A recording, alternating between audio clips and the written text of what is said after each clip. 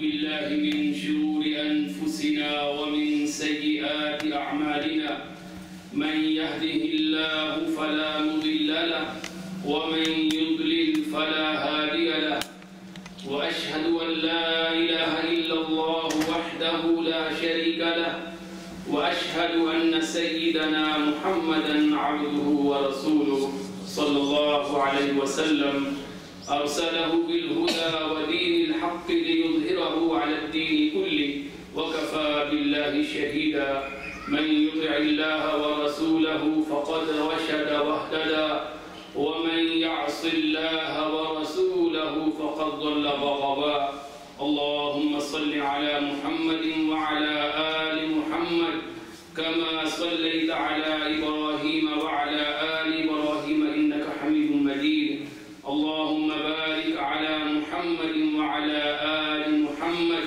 كما باركت على إبراهيم وعلى آل إبراهيم إنك حميد مجيد فأعوذ بالله من الشيطان الرجيم بسم الله الرحمن الرحيم يا أيها الذين آمنوا اتقوا الله حق تقاته ولا تموتن إلا وأنتم مسلمون يا أيها الناس اتقوا ربكم الذي خلقكم من نفس واحدة وخلق منها زوجها وبث منهما رجالا كثيرا ونساء واتقوا الله الذي تساءلون به والأرحام إن الله كان عليكم رقيبا يا أيها الذين آمنوا اتقوا الله وقولوا قولا سديدا يصلح لكم أعمالكم ويغفر لكم ذنوبكم ومن يطع الله ورسوله فقد فاز فوزا عظيما.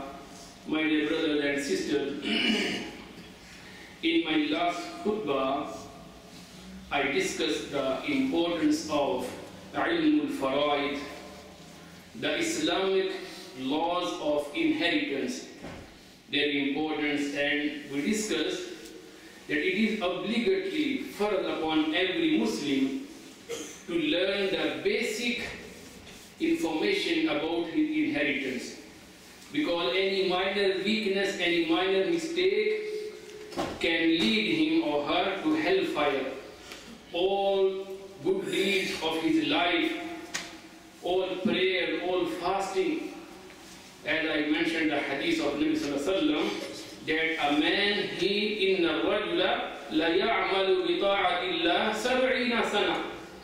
A man, he performed good deed, righteous deed for 70 years, but before the time of death, he or she made some mistake in wasiyah, in the distribution of inheritance, and at the result, he goes to the hellfire. It is very important, and this law of inheritance is based on divine fairness and justness. These are the best Islamic laws. Even many Western writers, they appreciated these laws.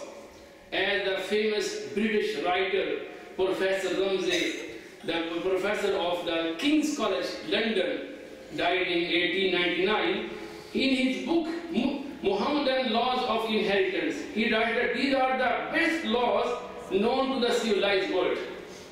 These laws are based on fairness and justness. Let's suppose in Islam it is the right, the son gets double to the daughter. So this is criticized mostly. It's not in every matter that male gets the double. It is in some cases. Because the son, the male, he is responsible for the financial matters. He has to support his family, he has to support his daughters, he has to support his sister, he has to support his wife. And female, they are not responsible for any financial matters of the family. And also female, they get the dowry, they get the mahar. And male, they are responsible. الرجال قوامون على النساء بما فضل الله بعضهم على بعض وبما أنفقوا من أموالهم, because they spend. It is their responsibility. وعلى المولود له رزقهن وكسوتهن. It is husband, it is male responsibility to provide food and clothing. And it is fair. Fair is based on the fairness and just righteousness of Allah subhanahu wa ta'ala. And my dear brothers, this is very important for each one of us to know how to divide our inheritance. Because I want to conclude this topic, inshallah, next khutbah I want to discuss the matter of our youngsters and the children because there are holidays. So this is a very vast topic, but I want to conclude in this khutbah, inshallah. Some basic information, not with detail. Inshallah, we'll leave for another khutbah, but these are the basic information, how to divide our inheritance. And my dear brothers, there are 4 basic principles to deal with virasa, with inheritance. First is to meet and to spend on the funeral matters, on the tajheez and takfir. So it is a deceased wealth, and this kafan and cover should be provided from his wealth, because it is his right. But if someone else provides these expenditures, so he will get the huge reward. If someone else provides him shroud, kafan, and he provides him cover, the Rasul says that man kaffana muslima, man kaffana mayyita, he who provides a shroud, kafan to a Muslim dead person, he who provides a kafan to a deceased Muslim, Allah subhanahu wa ta'ala min istabraqi wa sundus fil jannah. Allah subhanahu wa ta'ala will wrap him in Jannah with the finest form of silk, with sundus and istabraq, to a Muslim who provides kafan to a Muslim in this world. And he said that if a Muslim provides a grave for a dead Muslim, he digs or he meets the expenses of the cover, Allah subhanahu wa ta'ala will give him the reward of providing a house to a poor person till the day of judgment. It is sadaqah jariyah. Till the day of judgment he will get the reward. But if no one else is providing, so this expense will be taken from the wealth of this deceased person. This is the first thing we should know. And the second matter is regarding his debt, his qarz. We are very careless in the matter of qarz. This is very, very important. Rasulullah says that nafsul mu'mini mu'allaqatun bidayni hatta yuqda an. That a Muslim, a mu'min's soul, it remains hanging with his debt till it is paid on his behalf. If nobody pays on his behalf after his death, his matter is suspended.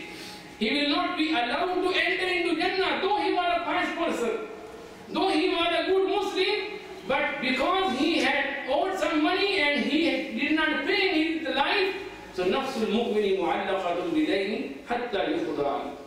And even the matter of shaheed, you know, Nabi alayhi salam said, yughfaru lish-shaheedi kullu dhanb illa ad-dayn. That for a shaheed, for a martyr, all of his sins are forgiven except for the unpaid debt. If nobody has paid his debt, he will not be allowed. This is enough. Good. All sins are forgiven except this thing. So my dear brother, we need to be very, very cautious on this issue. Every day, it could be the last day of our life. Muslims, they are very careless. They have borrowed money and they are very careless in repaying the body's debt. And my dear brothers, this is the second thing. If he has left some money, so we need to inquire about if he has to pay some money, or if he has some nazar, or we should pay from his wealth. And the third matter is wasiyah. Wasiyah is also, my dear brother, very important. Wasiyah is Allah subhanahu wa ta'ala has permitted us to make a will, to make a wasiyah, for if we wish to donate someone, to donate some mosque, to donate some welfare work, to donate some poor relative or any other person. But there are some conditions. First condition, this wasiyah should not be for any haram action, for any haram work. If someone has made some wasiyah that after my death, you should decorate my grave, let's suppose, from my wealth, you should do so and so innovation and bid'ah. So this wasiyah is batil. فَمَنْ خَافَ مِنْ مُوسٍ جَنَفًا أَوْ إِثْمًا فَأَصْلَحَ بَيْنَهُمْ فَلَا إِثْمَ عَلَيْهِ. So this wasiyah will not execute after his death. And second condition is, it should not be more than 1/3 of his wealth. But more than one, it should be less than 1/3 or maximum 1/3 of his whole wealth. وَالثُّلُثُ كَثِيرٌ, as Muslim, he said to Sa'd bin Waqqas radiyallahu, when he left only one daughter, he said, Ya Rasulullah, my will die after some day, I have only one daughter. So I want to donate all of my property for the sake of Allah subhanahu wa ta'ala. Rasulullah did not allow him till he reached the 1/3. So okay, I donate 1/3 of my property. He said, وَالثُّلُثُ كَثِيرٌ. Okay, this is 1/3 is okay, even though it is more than, but it is allowed. So wasiyah should be less than 1/3 or at least or maximum 1/3, not more than. And my dear brothers, wasiyah should not be aimed at depriving any legal inheritor, any legal waris. If someone, at the time of death, my so and so son was disobedient, so I deprive him from my wealth. So this wasiyah is batil. It will not be accepted.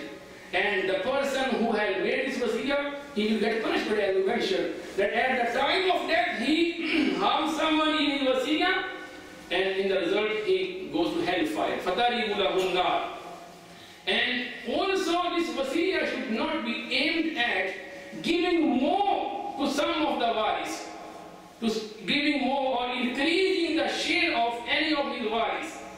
If a person, he has some waris after him, and he says, because my so and son, he was very obedient to me, I loved him more, so this my house should be given to my dad's son only.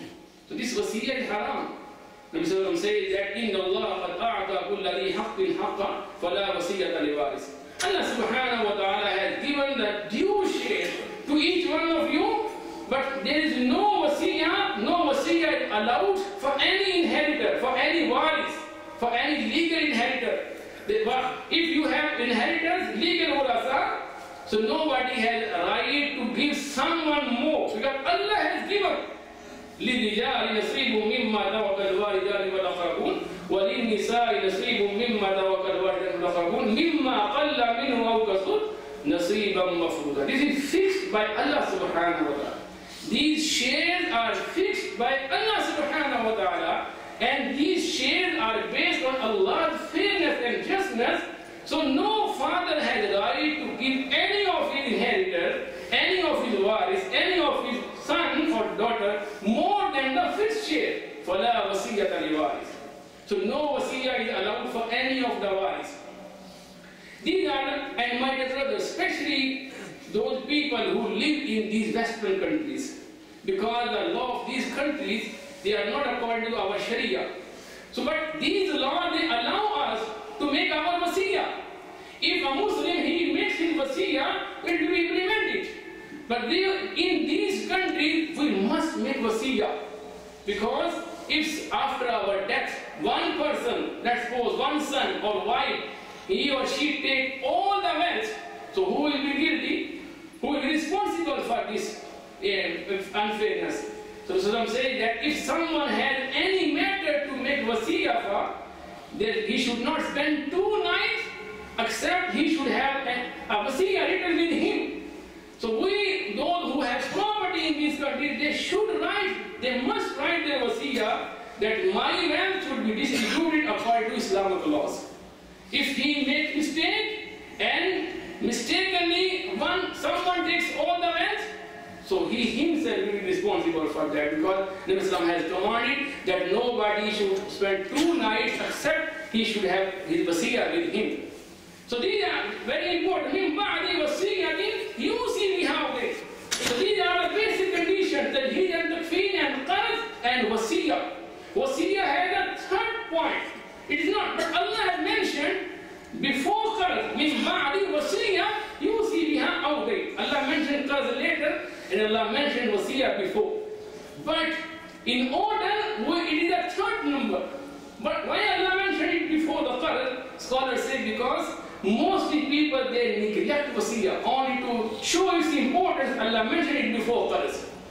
So after qarz and wasiyah, if the wealth remains, now we are obliged to distribute it among his legal inheritors. But there are still some conditions. Who can inherit this wealth? First if he is a Muslim. If he is a Muslim, لا يرث الكافر مسلما ولا المسلم الكافر. That a kafir cannot inherit a Muslim, nor can a Muslim inherit a kafir. If a Muslim, one of his sons is not Muslim, so he has no share. If the father is kafir, the son, Muslim son has no share in the property of his father. This is hadith. And the second is, if he is a killer, qatil has no share in the inheritance of the person he killed him. Let's suppose a son, he killed his father, let's suppose. So he has no share in the wirasa of his father. La yarithul qatil. So these are the basic things. That a Muslim, only he is a Muslim if he is alive at the time of death. If he is alive, let's suppose a man dies, he has some children, and one of his sons has died before his death. So that son, all his children, his family, they have no share in the property of this deceased person. Let's suppose Aslam dies, and he has some sons. One son is Zayd, and that Zayd has died before his death.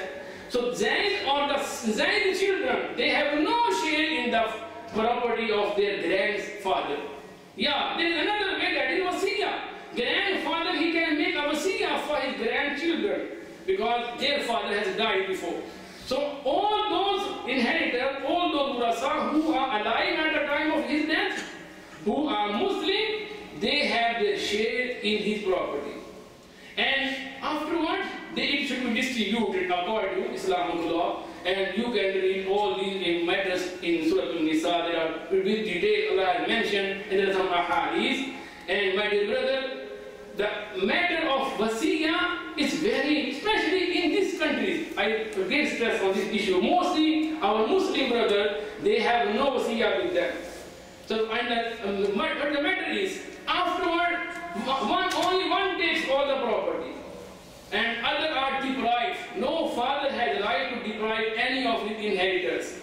And also, especially the matter of ladies in our Muslim countries, some Muslim countries, we mostly neglect our female inheritors. We do not like to give them their shares. It is a grave sin. And if you read the verses of Miras, you will be surprised. Allah subhanahu wa ta'ala did not say, give son this share and give daughters this share. Allah says, لِلْرِجَالِ يُوصِيكُمُ اللَّهُ فِي أَوْلَادِكُمْ لِلذَّكَرِ مِثْلُ حَظِّ الْأُنْثَيَيْنِ. The male will get the share double to the one lady. لِلذَّكَرِ مِثْلُ حَظِّ الْأُنْثَيَيْنِ. The share of a male is twice of a lady, is equal to 2 women. So Allah has mentioned that the standard are 2 women. It means first give to the women, first give to the daughters, and then give to the sons. لِلذَّكَرِ مِثْلُ حَظِّ الْأُنْثَيَيْنِ. A zakar, a male, will get the share equal to 2 ladies. If you do not give the share to ladies, how can you give to the men?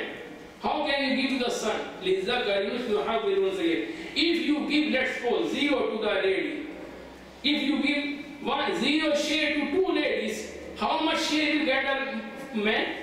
0. 0 multiply 0. 0 multiply 2 equals 0. So if you do not give share to your daughters, you have no right to give share to your sons. لِلذَّكَرِ مِثْلُ حَظِّ الْأُنْثَيَيْنِ. So if in some society, the brother, they do not give share to their sisters, or father, he does not give share to his daughters, so they will be questioned on the day of judgment. And my dear brothers, one another difference between wirasa or inheritance and hiba.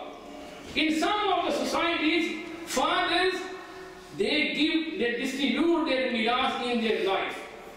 So this is not miras, this is not inheritance. When Allah mentioned inheritance, miras, He said, mimma taraka. Whatever they leave after their death. So this is tarika. Tarika is a wealth which a man he leaves behind after his death. So mimma tarak. So this is the inheritance. But if a man he gives, distribute his wealth during his lifetime, it is not inheritance, it is not mirah, it is gift, it is hiba. And in gift and hiba, he should treat equally all sons, all daughters and children and sons. Let's suppose he gives 1,000 to his son, he will have to give 1,000 to his daughter also. Because the hadith of Nu'man bin Bashir radiallahu ta'ala, he said that he came to Rasulullah and said, Rasulullah, I want to give one slave or one camel, different hadith, to my son. So you be a witness. I want you to make a witness on this agreement. And Islam asked him, do you have other children? He said, yes. He again asked, have you given one slave or one camel to all of your sons? He said, no. He said, that this is zulm. I can't be a witness over such distribution of based on zulm. So this is zulm. If one father he gives some special property to one son, he have to give this, just like this property to all of his sons and to all of his daughters also. So if a man he distributes his gifts in his life, he will have to distribute equally to men and to women and to son and daughter. May Allah subhanahu wa ta'ala give us tawfiq to follow these laws.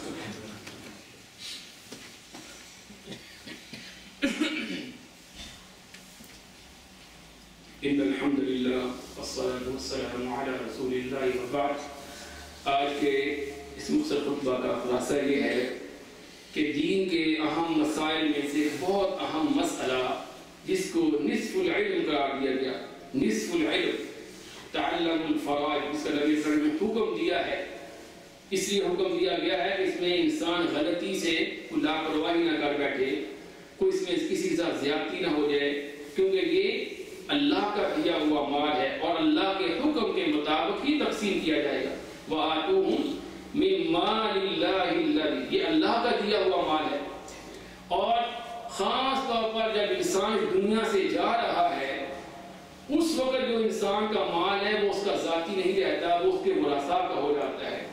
उस वक्त अगर वो किसी को महरूम करके जाता है, जैसे कि हमने साहब का दर्स में बयान किया कि सहाबी के 6 गुलाम थे और उसने मौत वक्त सारे आज़ाद कर दिए, तो आप बड़े गज़बनाक हुए। कहा अगर मुझे पहले मालूम हो जाता मैं इसको मुसलमानों कब्रिस्तान में दफन न होने देता। इतना बड़ा जुल्म कर दिया कि सारे गुलाम अल्लाह के राह में कुर्बान कर दिए, आज़ाद कर दिए और अपनी औलाद को बुरासा को महरूम कर दिया। इसलिए किसी को हक नहीं है। हाँ, 1/3 तीसरा हिस्सा इस हद तक इंसान वसीयत करके अल्लाह के राह में वक्फ कर सकता है, इससे ज्यादा करेगा तो वो गुनाहगार। तो ये बुनियादी बातें हैं जो हर शख्स को मालूम होनी चाहिए और इसमें कोई इंसान अपनी ईगो को मसला ना बनाए, अपनी अनानियत को, अपने नफरत पसंद नापसंद को बुनियाद नहीं बना सकते कि कोई बेटा ज्यादा महबूब है, ज्यादा खिदमत गुजार है, उसको हम ज्यादा दे दें, कोई कम है या नाफरमान है हम उसको महरूम कर दें। किसी को हक नहीं है। नसीबम मफरूदा, ये अल्लाह के फिक्स किए हुए हिस्से हैं, इसमें किसी को भी इख्तियार नहीं है किसी को ज्यादा और कम देने का। तिल्का हुदूदुल्लाह, ये अल्लाह की मुकर्रर की हुई हदें हैं। फमन यतअद्दा हुदूदल्लाह, जो अल्लाह की हदों से तजावुज़ करता है वो अल्लाह के अज़ाबों और जहन्नम का मुस्तहिक है। इसलिए इस इशू को बहुत समझना जरूरी है। हमारे पास क्योंकि वक्त नहीं, वरना ये बहुत डिटेल तरफ ये इशू था। तो इसको बुनियादी बातें ये हैं कि सबसे पहले जो हमारे भाई इन मुल्कों में रहते हैं अपनी वसीयत हमेशा तैयार रखें कि मेरे बाद मेरी जायदाद, और ये वसीयत यहाँ के कानून के मुताबिक है। आपको हक है, आप वसीयत लिख सकते हैं। अगर किसी के जाने के बाद उसकी जायदाद में जुल्म और ज़्यादती हो गई और इसको मालूम भी है कि मेरे बाद ये जुल्म हो सकता है, तो फिर ये खुद गुनाहगार है। और आपने हदीस सुनी क्या अल्लाह आपने फरमाया कि इंसान 70 बरस इबादत करता है, 70 बरस, और आखिर में मरने से पहले वो फयुदारान फिल वसीया, वसीयत के मामले में सुस्ती कर बैठते हैं, गलती कर बैठते हैं, नतीजा ये होता है कि जहन्नम के मुस्तहिक बन जाते हैं। इन मुल्कों में रहते हुए अपनी जायदाद की फेयर तकसीम को इंश्योर करना हमारी जिम्मेदारी है। हमारा फर्ज है कि हमारे बाद इस्लाम के उन उसूलों के मुताबिक तकसीम हो, उन हिस्सों के मुताबिक जो अल्लाह के मुकर्रर किए हुए हैं। और ख़ास तौर पर हमारे मुआशरे में ये बहाना बनाया जाता है कि बेटी को हिस्सा क्यों दें, हमने उसकी शादी नहीं की, कि हमने उसको हक महर नहीं दिया, ये हमारे यहाँ बहाना बनाया जाता है। क्या अगर बेटी की शादी की है तो बेटे की शादी पर खर्चा नहीं हुआ? کیا بیٹے کی تعلیم میں تم نے خرچے نہیں کیے؟ تو یہ بہانے بنا کر کسی بیٹی کو محروم کرنا یا بہن کو حصہ نہ دینا یا حصہ تو دینا اور نفرت کا اظہار کرنا، اس سے قطع رحمی کر دے، قطع تعلق اختیار کر دے، یہ بہت بڑا جرم ہے۔ اور اللہ کی جو احکام ہیں ان کو خوشی سے قبول کرنا۔ اللہ خود فرماتے ہیں کہ فَلَا وَرَبِّكَ لَا يُؤْمِنُونَ حَتَّى يُحَكِّمُوكَ فِي مَا شَجَرَ بَيْنَهُمْ ثُمَّ لَا يَجِدُوا فِي أَنفُسِهِمْ حَرَجًا مِّمَّا قَضَيْتَ وَيُسَلِّمُوا تَسْلِيمًا۔ یہ بنیادی شرط ہے کہ اللہ کے حکموں کو ماننا، وَيُسَلِّمُوا تَسْلِيمًا، اور خوشی سے قبول کرنا۔ ہمارے ہاں اگر بہن رشتہ مانگ لے اس سے تعلقات توڑ دی جاتے ہیں، اگر بہن اپنا حصہ مانگ لے اس سے قطع تعلقی ہو جاتی ہے، بھائی بولنا چھوڑ دیتے ہیں۔ تو یہ اللہ کے حکم کی نافرمانی ہے۔ وَيُسَلِّمُوا، خوشی سے قبول کرنا۔ اور پھر یہ کہا جاتا ہے کہ وہ مانگتی نہیں ہے، تم نے دیا کب ہے اس کو حصہ جو مانگتی نہیں ہے؟ اس کو اس کا حصہ دو، اگر پھر وہ نہیں دیتی اس کی اپنی خوشی ہے، تم تقسیم کرو اللہ کے حکموں کے مطابق۔ اور بیٹی کو اس کا حصہ دو، بہن کو اپنا اس کا حصہ دو، وہ بعد میں نہ لے اس کی مرضی ہے، وہ جو اللہ کی راہ میں قربان کر دیں، لیکن بھائی کی ذمہ داری ہے، بیٹے کی ذمہ داری ہے کہ اپنے باپ کے بعد اپنی ماں کو حصہ دے۔ خواتین پر خاص طور ہمارے بارے میں بہت ظلم ہوتا ہے، اور میرے بھائیوں یہ وہی ہے کہ انسان 70 برس عبادت کرتا ہے اور بالآخر وہ ظلم کر کے تقسیم میں زیادتی کر جاتا ہے اور جہنم کا مستحق بن جاتا ہے۔ اللہ تعالیٰ ہمیں سے برائی سے محفوظ فرمائے۔ اللهم وفقنا لما تحب وترضى، اللهم زينا بزينة الإيمان واجعلنا هداة مهديين، اللهم حبب إلينا الإيمان وزينه في قلوبنا وكره إلينا الكفر والفسوق والعصيان واجعلنا مع الراشدين، اللهم اقض حاجاتنا وحاجات المسلمين، اللهم اشفنا واشف مرضانا ومرضى المسلمين، اللهم توفنا مسلمين والحقنا بالصالحين، اللهم توفنا مسلمين والحقنا بالصالحين، اللهم اغفر لجميع موتانا وموتى المسلمين، اللهم اغفر لهم وارحمهم إنك أنت الغفور الرحيم، ربنا اغفر لنا ولوالدينا وللمؤمنين يوم يقوم الحساب، سبحان ربك رب العزة عما يصفون وسلام على المرسلين والحمد لله رب العالمين.